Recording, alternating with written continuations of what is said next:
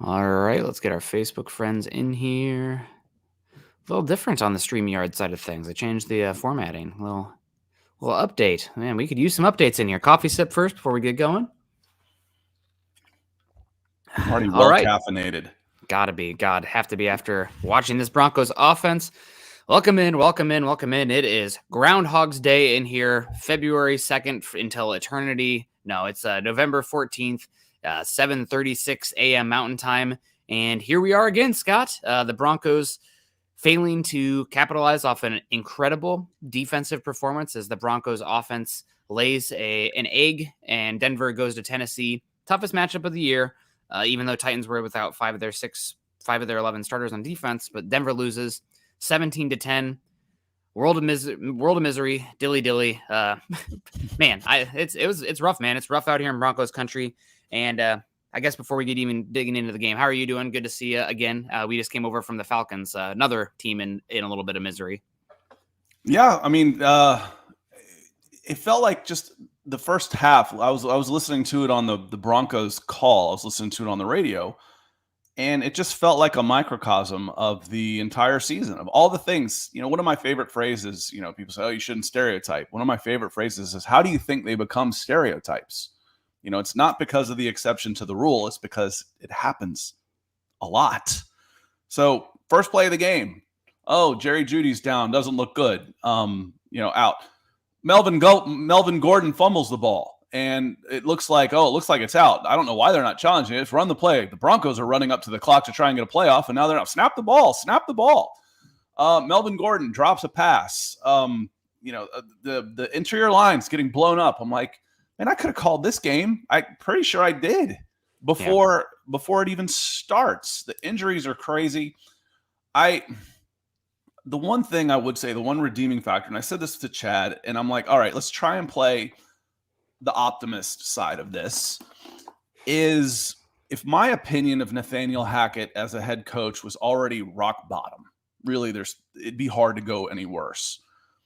I'd feel a little bit better. It's like if it was ticking anywhere, I think it ticked up just a notch in this game from rock bottom to, okay, these guys were playing hard. The problem is he has built in no goodwill at all. He's got none. So you don't want to hear about Quinn Bailey starting at, having to play at right tackle, Luke Wattenberg at center, Calvin Anderson at left guard. I don't care that you lose your second wide receiver. That people they're over it now. He has no goodwill built in. Nick, of the players you projected in August or whatever, let's include Tim Patrick. I don't remember exactly when he got hurt. It was in there, but as we're looking at this team in July and going over the schedule, how many starters on offense were on the field to finish that game? Cortland Sutton, Dalton Reisner, Quinn Miners, Russell Wilson. We can debate on Greg Dulcich, whether he's a starter or not, because he had a weird offseason. But yeah, I mean, you just go through the numbers right now, getting into the injuries. The Broncos are out 4 offensive tackles. But that's it. It was those 4. Yeah. And then in some positions you're on your third string guys. So I mean, if you just put your blinders on and look at this game in a vacuum, there's no way the Broncos win this game. They're way too beat up, and they still, and the thing is they still were in it. That's what I mean by, if I'm trying to take the positive side of things, and I know Broncos country doesn't want to hear it right now. I know, but this team is decimated by injuries. But Nathaniel Hackett has no goodwill built up, none, 0. So he's not getting any slack at all because he hasn't earned it. Yeah, I mean, the other thing is the Broncos, they have a lot of injuries on offense, but you bring in a quarterback of what you believe to be franchise caliber, and there should be a baseline. I know that the offensive, especially at the end of the game, the offensive line was dinged up, but it's not just this game. It's the entire season. When they have had healthier guys out there, they still have been playing horrible, anemic, head-scratching offense. Some of that is, a good bit is not all on Nathaniel Hackett. A good bit is also on the quarterback that the Broncos are handcuffed to for the next 3.5 seasons. That looks like it could be an anchor for this team going forward, given how bad Russell Wilson is playing now. The offensive line is hurt. The wide receivers are hurt. But You're also without your number one running back in Javonte Williams, which your running game looks atrocious out there. Melvin Gordon can't hold on to the ball. It's a rugby scrum every time with Latavius Murray. There's no chance of explosive runs because it's just pile pushing. So it's big sad out there. But let's say hello to some people in the chat out here. We'll help you exercise some of those demons and talk through it today. We got our guy Duke Rose coming in saying hashtag not again. Yep, here we go again, everybody. Kevin Gray coming in saying good morning, Broncos country, Nick and Scott. I've been a fan for years. This is the worst 7-year drought. We deserve it. Better build the damn offensive line. They need offensive linemen first and foremost, but at this point, they need wide receiver as well. I mean, I don't know if the Broncos country, thank God for us, we're not the national laughingstock because there was potentially game of the year being played at the same time with the Bills and the Vikings, but Stephon Diggs and Justin Jefferson, neither of those teams' offensive lines are incredible, but they have guys where they can just close their eyes and toss it up to and make plays, which the Broncos do not have right now. You're obviously without Tim Patrick, a serious knee injury. He says he's ahead of schedule. Everybody's ahead of schedule in the best shape they've ever been in the offseason. So I don't know if you can depend on him going into next year. The Broncos looked to trade both KJ Hamler and Jerry Jeudy, who are now both hurt and have been hurt a majority of their career in Denver so far. And Courtland Sutton has just not been, he's not a number one. He's a very good X. A lot of teams would love to have him. He's not a go-to guy that teams like have to shift coverage on, and he's going to get his no matter what. So wide receiver also, I think, is up near the top for the Broncos. Ideally, it's offensive line that they're building this offseason, but they're going to have to remake both. You have to have both. You can get both. You've got the resources to do both. Yeah. If you at least in the draft, to go number one I've been saying offensive line as loud as anybody. Scott, enough. You're beating the. I know, but that doesn't mean I have to go offensive line with the first round pick that you've gotten in order to make this offensive line eons better. I don't have to. No. Yeah, they're going to have to figure it out for sure. Ideally, you go heavy on the offensive line, and it's probably a couple years before it starts to work out for you there. But it's rough. Kevin Gray, 7-year drought, talk about the offensive line. Also, I think the Broncos are about to enter the longest playoff drought in the AFC. Now, there's only one team right now in the AFC that has a longer playoff drought than the Broncos, and that is the New York Jets. Jets looking feisty right now. Might make it, but Denver at 3-6 pretty much hopes for the playoffs this season, all but died with that one. I don't care what Hackett has to say about, teams get hot. They're not this team, not getting hot. Not this injured, not what's going on offense. Jesse Fraley coming in saying, good morning, y'all. Can't wait to hear your take on this because after yesterday's game, my thoughts are more along the lines of, aren't there better things I can be doing on Sunday? Yeah, Broncos country probably quickly approaching apathy. We appreciate everyone joining us and hanging out with us in here today. But it's the same damn sad song and dance every single week so far. A few stats here, Scott, for you on this Broncos team so far this season. Number 1 defense in points per game so far this year. Number 32 offense in points per game. I don't think there's been a team, if I remember correctly, there hasn't been a team in the Super Bowl era that has been both. Typically, if you're so good in one area, the other side can, shorter fields, better positions, and you put up the raw stats that are better, which means that the Broncos offense is probably worse than what their output is because they're being put in better situations, and the defense is probably better. Now, that being said, the little caveat here that the Broncos special teams is but I digress. But what? 2 T's. So listening yesterday to I really do like listening to the audio call. The local guys have more to say about the team than the national guys typically. And this may have come up, but at one point, 6 of 11 Denver Broncos drives started inside their own 10. 6 of 11. That spanned 2 games, but 6 of 11 inside their own 10. Why is that? Well, you get pinned in once, a 3 and out, you're on the wrong side of the field the whole time. Yep. What game did I say that this had to mirror in order to win? The 49ers game. The 49ers game, you got field position and you were able to keep it. You weren't moving the ball, but neither were the 49ers. So you were pinning them back, and eventually something's going to break. Something good will happen, even if it's your field goal kicker.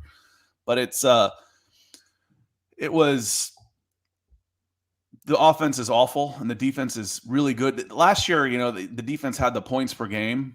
This is a better defense. This is a much better defense than last year. It is unfortunate. More stats for you guys. The Broncos, they are a good defense. I don't know if they are an elite. I don't think they're an elite to the point where they can dictate.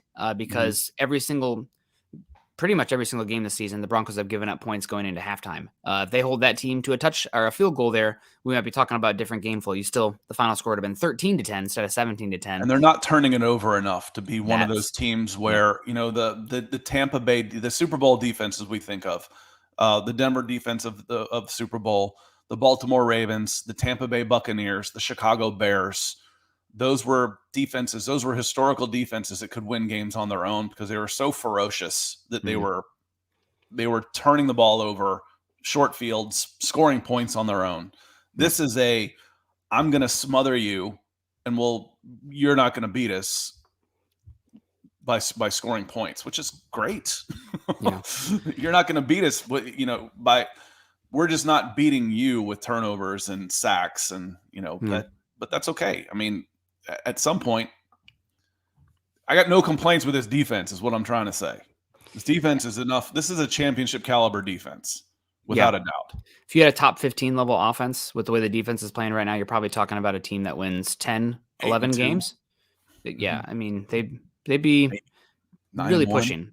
Yeah, but alas, 32nd offense in football so far this season. Jetty Splash coming in here, $5 saying, great quarterbacks get angry and play explosively better when behind. Russell Wilson doesn't and won't. 250 million.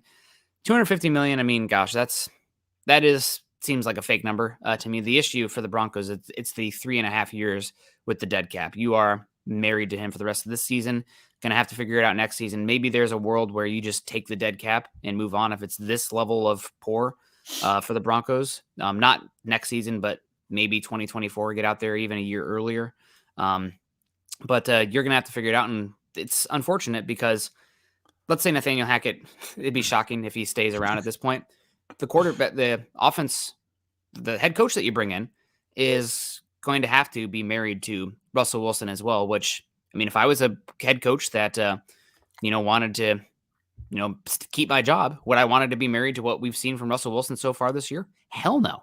I mean, I know that you can make me a really rich coach in Denver with this new ownership group, but not with what Russell Wilson has been there. You're getting married to a quarterback that isn't even of your choosing, which is insane. It's utterly unfathomable how far we've gone off the rails with this Russell Wilson stuff and how far off he is compared to what he looked like in Seattle. He looks slower.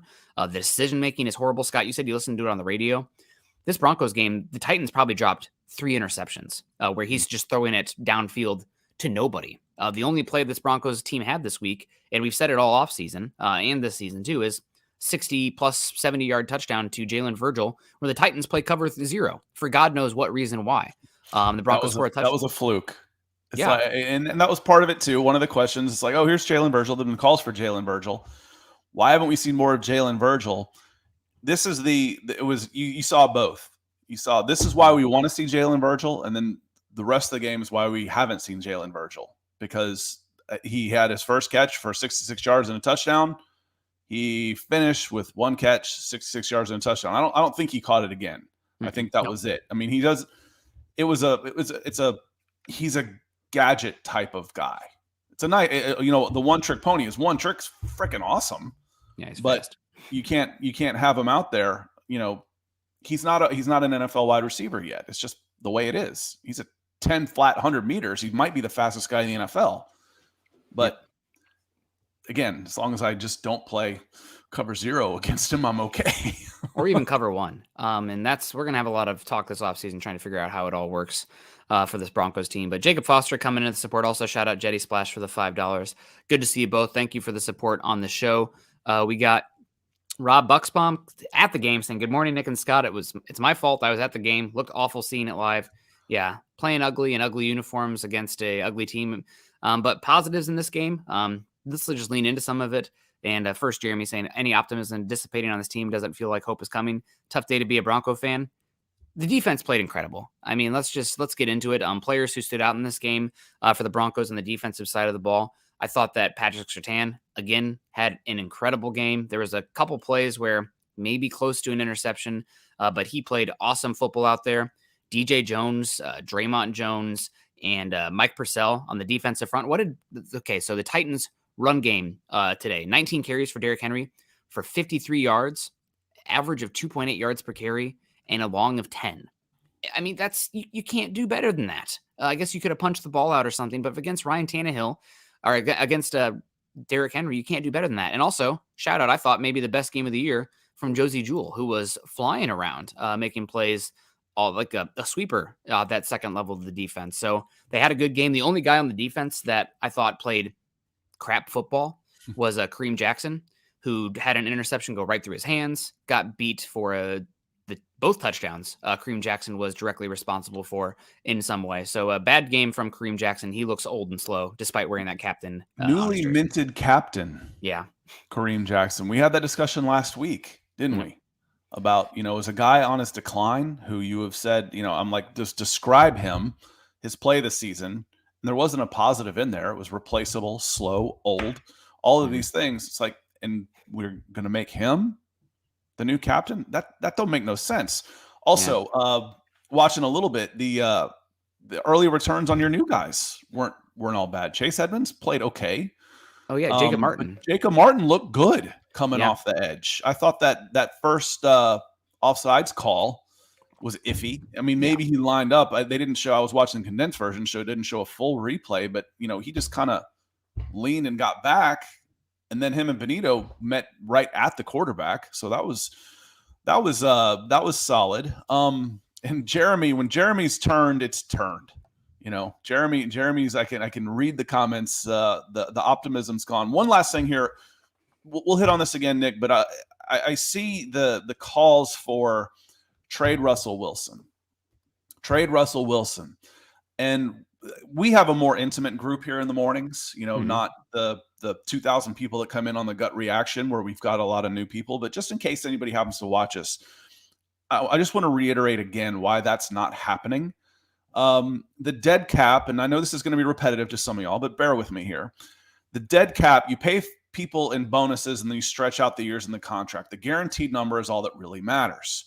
The guaranteed number counts against your salary cap, whether he is with your team or not.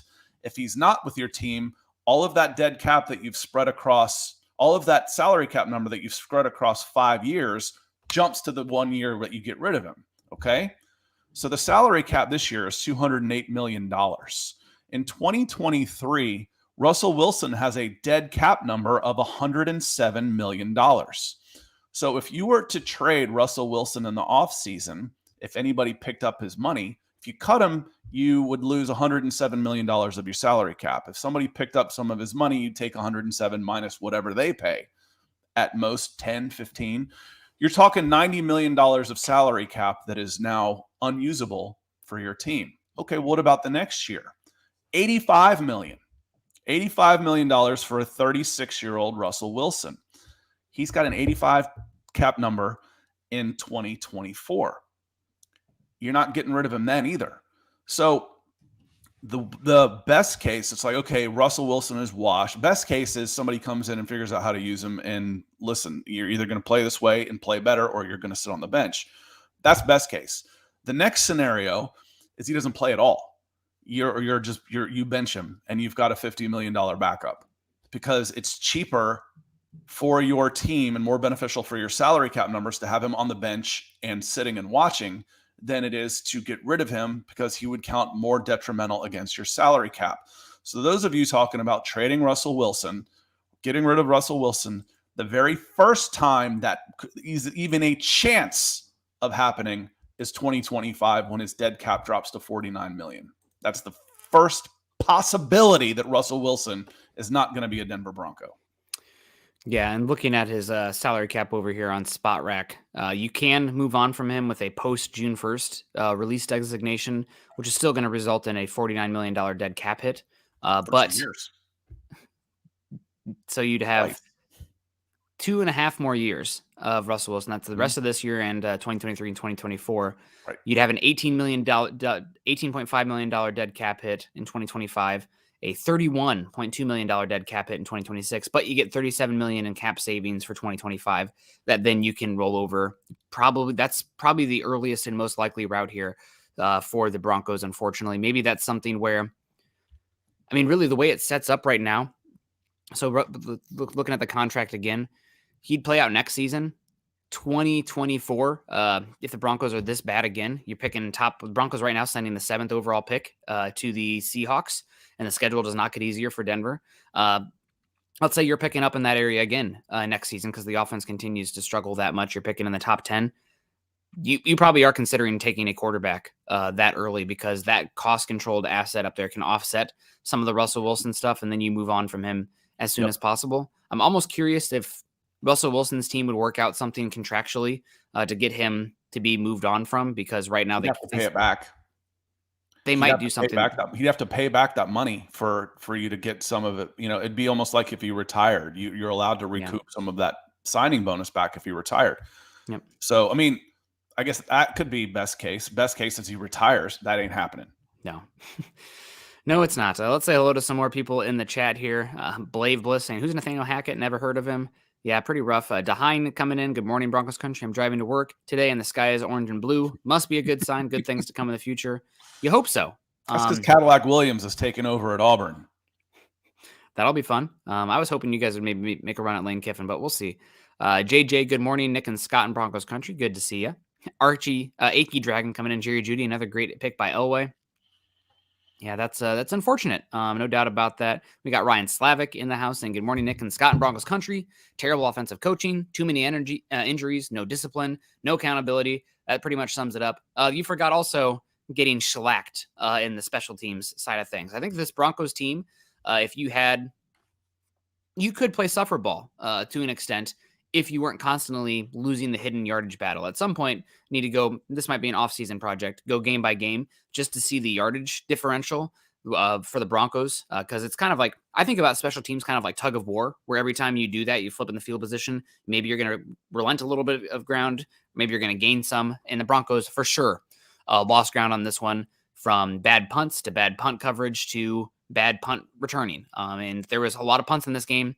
If you talk about flipping the field even once, or making the Titans, play from inside their 20, even once. I mean, maybe there's a pick six, maybe you get the ball a little bit better, but you're not marrying the special teams to the defense. And when your offense is ranked 32nd, it's not good enough.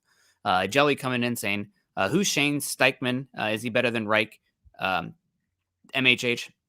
Steichman is the offensive coordinator right now for, I think I'm saying the name right. Maybe it's Steichen. Offensive coordinator for the Eagles. Sounds like he's going to be a hot candidate, as is the Eagles' defensive coordinator, Josh Gannon. Two names to keep an eye on. The thing that I'm a little bit concerned about the offensive coordinator for the Eagles is that he's not calling the plays. That's Nick Sirianni, their offensive-minded head coach. But Mike McDaniel wasn't calling the plays in San Francisco, and that he seems to be working pretty well. So it just comes down to the leadership and the football mind, and hopefully not getting pulled in. It's also important that you're not earning your name off the back of a mega quarterback. I mean, I've talked about, talented people take talent for granted. I learned this like when Magic Johnson, the first time I saw him try and take over as a head coach in basketball, he's used to doing things that other people just can't do. Yeah. So I've got guys that are coming out from under having Tom Brady or Aaron Rodgers, and all of a sudden they're not doing as well. Well, no kidding. Go out there. I talk about that with head coaches for coming out of college too. I don't want the head coach for Ohio State. They're going to out talent 99 out of 100 teams that they're going to play. I want an offensive coordinator coming out of the MAC or the Mountain West, where those guys have to coach because the talent level is fairly equal. Steichen has been on the right track though, and has done it in different ways with the Chargers and the Eagles. So, again, somebody definitely watch. Good shout, Jelly. Yeah, good shout indeed. We appreciate you coming in. Thank you for the support. We got Mark Lindemode in the house saying, howdy yet again, Nick and Scott. Good to see you. We got Lil Yell coming in saying, rusted to make his bones reading defenses and making smart, quick throws. It's delusional. Think he'll change now at 34. I mean, that's the tough reality of the situation here for the Broncos, right? Russell Wilson, he played tough in the pocket in this game, to give him credit. There was a few plays back there where he stood tall and kind of made some guys miss, but his jets are not there anymore. It seems like when he's trying to escape the pocket after making that guy miss, it used to be he would put his foot in the ground and move north and south, almost like a running back. Now it's a little bit more running in sand or quicksand from him there, and then launching plays down the field. Russell Wilson is also struggling in the quick game. That's always been the case for him. Making reads, full field reads, always been a struggle for him. I mean, as terrible as it sounds, the let Russ cook movement it should have died a while ago, but it really needs to die this offseason. I think the only way that you can probably salvage this offense and make it average going forward is you lean really hard into dominant run game personnel. When has the Broncos passing offense been the best? It's the down the field home run throws against single high or no safety looks. What the hell was that call? I still don't get it. That was the only Broncos only touchdown on cover 0. Anyway, stupid. But I think you need to lean really hard into the run game personnel this offseason and force teams to play with stacked boxes, more cover 1, because then you have a higher chance of hitting those home run balls, which is pretty much the only thing Russell Wilson's doing at an above average level right now. That's poor advanced scouting too. When you've got a $500 million operating budget, someone should be knowing every player on that roster that comes on the field and say, hey, back up, this guy can fly. Steve Stanton coming in. Appreciate you coming in, Steve, with the stars. There is not a silver bullet fix here. There are so many issues on the offensive side of the ball, but it's going to take a very smart head coach to identify the issues and put a plan in place to fix it. Cannot change the offense at this point, but a good head coach would use a player's strengths to boost the offensive production. Yeah, and is that going to happen this year? No, I mean, that's the problem. And as far as it doesn't take a very smart, head coach to identify the issues. I always said questions are easy, answers are harder. So, I mean, idiots like me can figure out the big problems. When you're getting whipped on the offensive line. After that, until you fix that, I don't know what else is wrong. So start there, but fixing that isn't always as easy as it sounds. So the identification's easy. Fixing it's the hard part. And that takes some time. It takes some time and it takes some resources. And every resource you plug into the offensive line is something you're taking away from a different part of the team. Great comment, Steven. Feels like a newer name. Appreciate you being here today. Yeah, appreciate you, Steven. JJ in the house coming in saying, the hardest part for me is the games aren't even fun to watch. Even if they win, the game isn't entertaining. Defense looks good, but there aren't any big plays there either. Yeah, you talked about it earlier, Scott. The turnovers are not there. Unfortunately, I'm living in a dual weekly suffer ball football game here where the Iowa Hawkeyes offense is even worse than the Broncos offense, believe it or not. But the Iowa's defense is creating turnovers and creating points off turnovers, and the special teams is elite. And right now, because of how bad the Broncos offense is, you have to have the special teams playing at a top 5 level and the defense creating points, which is insane. But it's not happening right now because I think NFL teams are more disciplined, much better executing and better at protecting the football than a lot of college teams are, obviously. So it's frustrating, no doubt. C. Patrick Havener coming in with the support. We appreciate you, C. Patrick. No doubt. If you have anything to say, also, we appreciate you. Jeffrey Hilger coming in on Facebook saying we have a head coach that likes to bring in running backs and tight ends for workouts. I don't think he's smart enough to bring in offensive line guys. Bringing in offensive line guys at this point in the season is not going to do much for you because the offensive line guys that are available right now to bring in for workouts, you're fielding them right now in Quinn Bailey and Luke Wattenberg. So it's going to have to be an off-season assault by George Payton to go out there and improve the offensive line. You're going to have to use draft picks, but more importantly, I think you're going to have to use cap space. You're going to have to go out there and pay some guys because there's no guarantee that the offensive lineman that you draft is going to be better than even what Cam Fleming has brought this season for you guys, especially at tackle. Tackle typically takes a couple seasons, unless you're talking about a lottery ticket level of player, typically. Yeah, I would, but you can get better again. Oh, yes. The Bowles coming back is a big part of this equation. I don't want to have to fix both tackles. Good Lord. Yeah. Bowles comes back and plays at an average level. I'm okay there. Yeah. And I can get like we've talked about, if I need to bolster, if I need another corner or I need an edge or whoever's there with the first round pick that the Broncos get from the 49ers, that doesn't have to be offensive lineman. It doesn't have to be to get better. I can get a right tackle, second, third, fourth that can play at a starting level. I can get guards and centers, second, third, fourth that can play at a starting level and play early. Are they Super Bowl caliber? Maybe, maybe not. Ask Creed Humphrey. But I can improve. I can get better. And I've seen some comments here, and I feel bad about this because the one guarantee, this is why I don't speak in absolutes ever. I just did it again. Is that this was going to be more fun. This team was going to be more fun because you're going to be more attacking on offense and attacking on defense. Defense is holding up its side. You are more attacking. You are a lot more fun to watch. They're flying to the ball. They're forcing punts, but the offense has been 3 step backwards from a team that had a bad offense. It's uncanny, statistically improbable. Yeah. It's bad. Also, this team is crazy injured. We've said it already. I mean, just going through the list of guys that are, you talked about who's still here. Well, who's out? 3 of your top 4 wide receivers are out. Jerry Jeudy, KJ Hamler, Tim Patrick. 4 of your top 5 offensive tackles are out. Garrett Bowles, Cam Fleming, Billy Turner, Tom Compton. Your 2 top interior offensive linemen at center are out. Lloyd Cushenberry, Graham Glasgow. Your top running back is out, Javonte Williams. I mean, not many teams could do that unless they had a franchise-level quarterback, which Russell Wilson is far from that right now, unfortunately. Benjamin Flores coming in saying, morning, gentlemen. Good morning to you. Michael Ronquillo also saying good morning. Good to see you, Michael. And Cristiano coming in here down from in Brazil saying morning, guys. And fam. Yet again, another dull Monday for the Broncos fans. Now we got to focus on the draft. Yeah, it's you got to start winning some games here. We cannot give the Seahawks a top 10 pick. That's too much. Jeremy Sean coming in saying it's 40% injuries, 40% Russ, and 20% Hackett. I heard it's 100%. God, what was that song? The rap? It was 10% Will. No? Okay. Remember the name? No, I digress. It's not from like 80s. I won't know rap.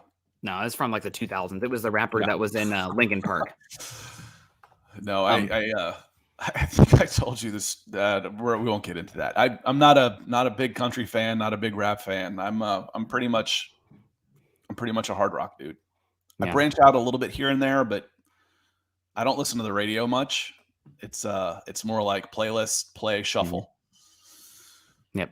It's Fort Minor was the name of the band. So that's what I remember there. Never heard of them. You heard of Linkin Park before, I'm sure, though. Oh, yeah. Well, Linkin Park's hard rock who mixes in overtones of hip hop for sure. But it's more about the guitars and the music that goes behind it. Here comes the music to my ears. Is Naj coming in? Naj, you snuck in on me. I didn't even see you come in while we were talking music here. So this has been the most painful and disappointing season I can remember. It's the hope that kills. We gave up so much for Russ. To be in last in offense is utterly disheartening. I feel Hackett must do something like give up play calling. As soon as he gives up play calling, when he's packing his stuff in his desk to be gone. I mean, that's, again, he hasn't shown enough as a head coach to say, okay, we really want to keep you on as a head coach. Why don't you designate the play calling? And that happens like year 3 or 4 when, okay, I've built this system. Now it can run on its own.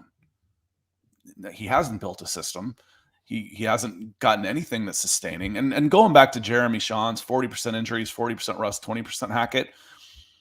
I like the numbers. I would put more on Hackett than Russ at this point.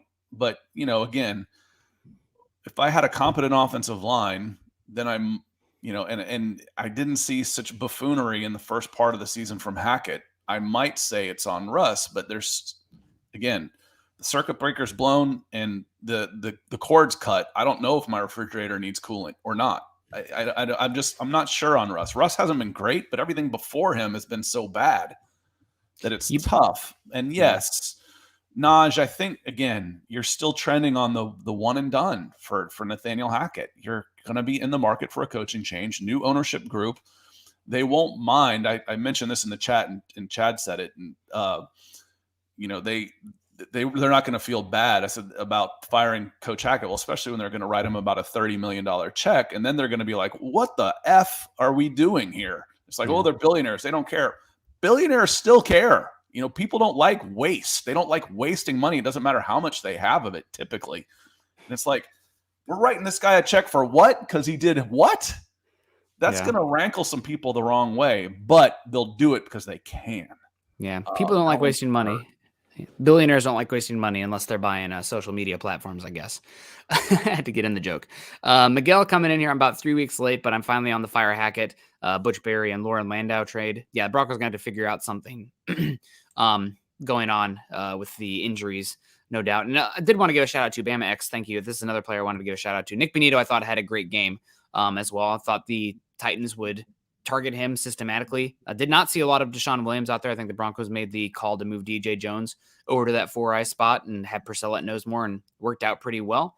But yeah, Nick Benito had a good game. I still don't feel comfortable about him being a starter long-term, but I thought that he definitely is. It looks like a quality first guy off the bench. And with how much you rotate edge rushers in today's NFL with certain packages, there's a lot of value for him if you continue to play this style of defense. Now, if you go to a style of defense that's more like the Titans or the Bills, I don't know what you do with him. He's not going to be a good fit for them, but we'll see. Hopefully they can keep Ejiro Evero around because he's been awesome. Jelly's also awesome coming in. 199 saying, wouldn't be mad at the first 3 picks or offensive line. You need to figure out the offensive line before the draft. You can't go into the draft where you have to spend the first 3 picks on the unit. That's just bad practice, bad business, and bad long-term investment. You need to pay a right tackle. You need to pay an interior offensive lineman and figure out something with Garrett Bowles there. And then you can look in the draft, and ideally first pick is an offensive lineman. I think there's a good chance there's an offensive tackle for the Broncos there, given what this class is shaping up to be like. But you need to figure out, at least have fielding a competent offensive line before you even get into the draft. Going real quick, Nick, going back to Nick Benito, Bleacher Report did a one player on each NFL team who could break out the second half of the season. They named Nick Benito. Bleacher did on this, and they said he played a season high 58% of the snaps, rewarded the team with his first sack and a forced fumble. And he should get more of a chance to play in the second half of the season, especially with the injuries and the trade. So that one has worked out well. But Jelly, I don't. Again, I wouldn't mind this. Again, if that's how if the best player there is an offensive tackle and you take him in the first round, okay. And if it comes the second round, you end up with a guard and a center. Your team just got a hell of a lot better. You know, if there's nobody else there to take, now you don't want to pass over guys. Again, reaching is when you get in trouble. But yeah, I wouldn't be mad either. If you bring in 3 offensive linemen that will upgrade the team, your team's going to get better for sure. Mm-hmm. Again, you don't want to reach for guys. That's when you get in trouble. You don't want to go in saying we need 3 offensive linemen, with our first picks. No, if that's how the board falls and you do, then I wouldn't be mad either. You're never going to upset me by taking 300-pound guys in the trenches that can play. Yep. No, absolutely. And that's typically, it's more of a eating your veggies kind of thing where the benefits aren't felt for a couple seasons, but probably need just to lean into that a bit. The issue is you do have a first round pick now, but you're still lacking in draft capital where you can be aggressive going up and getting guys without hurting the overall talent on the roster. You're not working with a surplus by any means. So again, I think it's one where you need to figure out, bring in at least 1 plus starter on the offensive line in free agency, and then 2 baseline level average guys, and then go into the draft, hopefully adding the position as well. You have to take an offensive lineman with one of your 3 top 100 picks. But I would be okay you bring Garrett Bowles back. You probably give him a contract renegotiation where you bump that guaranteed money some for next season, but lower the cap hit. Make it essentially a 2-year deal where he's getting a little bit more guarantees on there. Kind of like what they did with Graham Glasgow. You go out there and you pay an interior offensive lineman good money at center or left guard. I got my eyes on Elton Jenkins, but so does half the NFL. And then I'm not against bringing back Cam Fleming or Billy Turner as your depending on their health or an equivalent. And I'm a Cam Fleming truther because he was great this season before his injury. But then you go into the draft. If you bring in a tackle in the first round, great. Cam Fleming's your backup. If it has to be day 2, then you battle that day 2 guy with the floor that Cam Fleming offers you as well. And also Cam can play guard if you want. So, and who also knows? What's the scheme going to be next year? Are they going to lean into a power scheme? Are they going to continue the outside zone, even though it's more inside zone? We don't know because we don't know what the coaching staff's going to look like. So it makes it hard. Glenda Lee coming in on Facebook saying, I want to be hopeful, but instead I'm just sad. Same. Although so much admiration for Evero, his quiet confidence is a perfect example. I mean, he sees what his defense is looking like out there. He knows he's going to have a job next season. He's probably going to get head coaching interviews next season as well, despite the ineptitude that is going on in Dove Valley right now. So I'd put him on the he should short be list. confident. If anything, it enhances his Mhm. stock. You see everything else. It's like, and this guy's a shining light in a sea of luck. He's really Yeah. got to step up and do something like this. So yeah, Evero has been, again, I might, if I was to make a change, I might make Evero interim. Mhm. If I were to do an in-season change, or go out and hire Peyton Manning, work for Jim Irsay for at least 1 week, right? Yep. Colts, for those of y'all who don't follow everything religiously, Colts bring in Jeff Saturday with no previous NFL experience as a coach and go out and beat Josh McDaniels, who left them at the altar. Why are they hiring Josh McDaniels anyway, you idiots? Anyway. I like that move. But Doug Freeland coming in here saying, good morning. Do you think Peyton will survive this mess? Peyton's going to get another head coach here, and it needs to be better next season. I think he gets, one more head coach. That makes it seem like if he kept Hackett, he'd still get another hire beyond that. The big one here is he has to find somebody that can make Russell Wilson work, because you are married to that for the next season. He will not outlive Russell Wilson's contract if Wilson continues to play this level of football. Luckily for Peyton, he is a good drafter. I guess unfortunate for the Broncos, you've lost a good bit of his class from the rookie season. Caden Stearns is out, Baron Browning's out, Javonte Williams is out. Those are 3+ players for the Broncos. And then you had a class this year that I think Damari Mathis has been playing way above that you'd expect for a day 3 cornerback. Benito has been playing better. Dulcich is good. He had a little bit of a downer game in this one, but Russell Wilson was missing him left and right. So Peyton has a chance to build up another good draft class, and that's how you really keep yourself long term. But the big thing is Russell Wilson's contract and finding an offense and scheme and coach that can at least make him play at probably has to play at an above average level. Right now, Russell Wilson's playing at a D level. He's honestly playing worse football than what we saw last year from Teddy Bridgewater, which is insanity to even mutter that. But it's where we are right now. Duke Rose comes in. Are you guys concerned with our wide receivers always getting injured? I'm concerned with everybody. I mean, it was on both sides this time. I mean, we're talking about things with blinders on, but if you're the Tennessee Titans and you're already missing all these starters on defense, I swear every play someone was coming off. Someone was coming off with a knock. The difference is, as they talked about last night, is they don't seem to come back on with the Denver Broncos. They miss, and then when they go out, they stay out. Are you concerned with the wide receivers getting injured? Yes, a lot. I didn't see what happened. I just saw him down. But did Judy try and break and his ankle went? Because when you watch him and you watch him holding the back of his leg, you're like, okay, there's 18 months. We won't see Jerry Judy again. He just blew an Achilles, which is a year plus recovery for full recovery for an Achilles for a player like Judy. So yes, very concerned, and the questions are being asked now, Duke. Things will be changed in the strength and conditioning staff. I'm convinced it had been an off topic. You weren't allowed to mention it. Once state media starts asking those questions, it's basically being leaked to them that they are allowed to start asking those questions because a move is going to be made and they want to prep the fans and everybody for it. So yes, something's happening, and yes, everybody should be concerned.